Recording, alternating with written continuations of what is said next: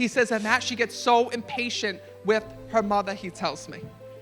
She gets impatient with me too. Well, listen, I'm not, this isn't Jerry Springer here. I can't fix all the problems.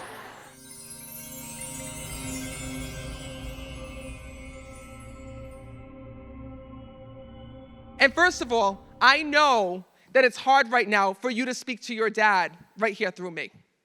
And first of all, I also know when I'm connecting with him that there's so much that was left unsaid with your father here in this world. But when I'm connecting with him, the first thing that I have to tell you is that your dad tells me that his illness changed him here in this world. He tells me it changed the person that he was, and he says to me, Matt, it changed so much about myself. When I'm connecting with your dad, all I feel is all this pain going all throughout my body when I'm connecting. He thought he had kidney stones, but it ended up being diagnosed with bile duct cancer. No wonder why. And he says to me when I'm connecting, Matt, this went on longer than I had thought, he tells me. But what's also crazy is this. When I'm connecting with your father, he keeps telling me, Matt, I really didn't have a chance, he tells me. He tells me that he was misdiagnosed here in this world. And because of that, he says to me, Matt, I missed out on time. I missed out on time. Yep. What's crazy is this. When I'm connecting with your dad, all right, I feel pain throughout my body. Mm-hmm. This is not just cancer pain. I feel like something happened before with your dad. A long time ago when I was born, he had slipped a disc. Hello, pay attention.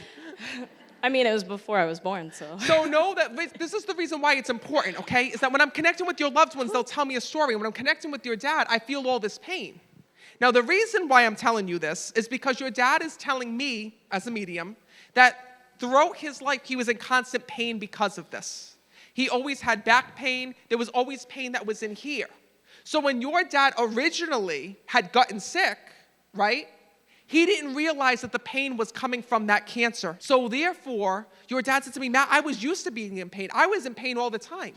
He says, so when this had happened, I didn't realize that it was a new type of pain. That's what he tells me. Until it started getting increasingly worse. And then he went to the doctors, and then in the meantime, they didn't really know what was going on with him. And he says to me, Matt, the one thing that I have to tell my daughter is this, is that we tried every single thing that we could. And that's the one thing that you need to know. He says that when he went to the doctors here in this world, he says it was already too late. But the one good thing that came of it is that he tells me that everybody had the opportunity to say goodbye to him here in this world. But your dad also says to me that the one reason why he's here is this. He says, Matt, I don't want her to think that I'm missing out on her life now. He tells me, you talking about wedding day and you're nervous, okay, about getting married in the future because your dad's not here. Yep. It's okay. He says to me, Matt, he says, I got to tell her that in spirit, I can see one thing. He says, I can see what's going to happen in the future. He says, and I see a ring being put on her finger. He says, I see her getting married. I see her having kids. That's what he tells me. So for him to tell you this, he's telling you this for a reason, because he wants to let you know that he's not missing out on any part of your life right here and right now. But he's also telling me, I'm going to get in trouble for this one, wait. He says to me that he wants you to get along with your mom. She was, she was supposed to be here tonight with me. He says to me, Matt, he says, I want the two of them, he says, to get along with one another. He says that, Matt, she gets so impatient with her mother, he tells me. She gets impatient with me too. Well, listen, I'm not... This isn't Jerry Springer here. I can't fix all the problems. I'm not Dr. Phil. I talk to the dead. But I can tell you this, is I can say, he says to me, Matt, he goes, listen. He says, the one good thing that I thought of when I left this world is this. I never had to worry about your care because I trusted your mom. He says, and on the other side, he says, I know that she can do so much more for you than I ever could have here in this world. That's what he tells me. He said, so as much as she gets on your nerves, as much as she gets under your skin, as much as you have all these little differences with her, he said, Matt, he says, please tell her that what's so amazing is that I knew that I could leave this world knowing that her mom would be there to take care of her. But he also tells me this. He says, Matt, can you also let my daughter know? He says that on the other side I have the dog Yeah, our boxer. Perfect. So please know that that dog is on the other side with your father. And by the way, he's going like this to me. He goes, Matt, I would have never thought in a million years, he goes, that I'd be talking to a medium because I didn't believe in this shit here in this world, he tells me. Didn't. He goes, I would have told my daughter to save her money because there's no freaking way, he says. Yep. But the one thing that's so funny is when I'm connecting with your dad, he also had such a great personality here in this world. Because when I'm connecting with him, he says, Matt, he goes, I was a rough, tough cream puff, he's telling me. Like when I'm looking at your dad, he shows me that he looks like he could kill somebody on the other side. Like he was tough here in this world. He says, but Matt, he goes, my daughter came into my life and she changed my life, he tells me. From back when you were younger, from the moment that you were born, he says, I discovered a different type of love. And your father says to me, he goes, Matt, I wasn't here to tell my whole story to all in New Bedford. That's what he says to me. But I have to tell you one thing, okay? Oh boy, this is a tough reading to do because they tell me things I don't want to say. Your father just goes to me like this. He goes, Matt, do you know that when she was first born here in this world, okay, your dad was a little bit of a player back in the day. Because I see that there were like women with mattresses on their back, like looking to be with your father. Yeah. And he said to me, look, she knows the stories. He's saying to me, and Matt, do you know that everybody said he's not going to settle down, like he's not going to get married, he's not going to have a kid, he's not going to do any of those things. He says, because Matt, he goes, I was a partier. He goes, I did everything that I shouldn't have done back in my younger years. He says, but I met her mother. He says, I fell in love. And he tells me that having you changed everything for him. He says, and you have no idea how much that your dad loved you.